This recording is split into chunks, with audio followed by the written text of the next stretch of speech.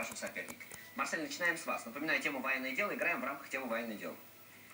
Как с английского языка на татарский переводится слово peace?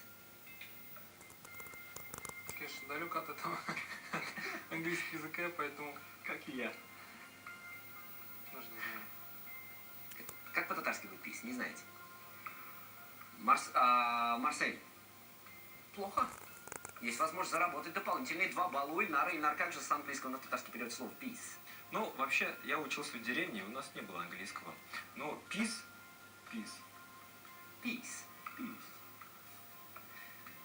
Ну, что-то связанное с военным делом.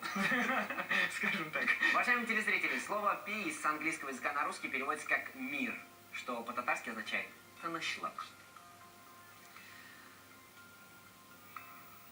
Итак, играем с вами Ильнар. Ильнар, как с английского языка на татарский переводится слово agreement?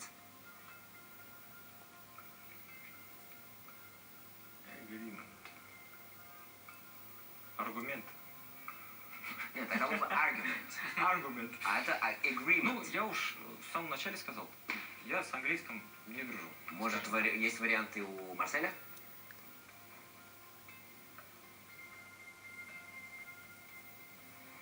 Не знаю. Не знаете. Agreement с английского языка на русский переводится как соглашение, что по-татарски означает «килешу». Уважаемые телезрители, уважаемые участники, на этом первый тур нашей игры подошел к концу.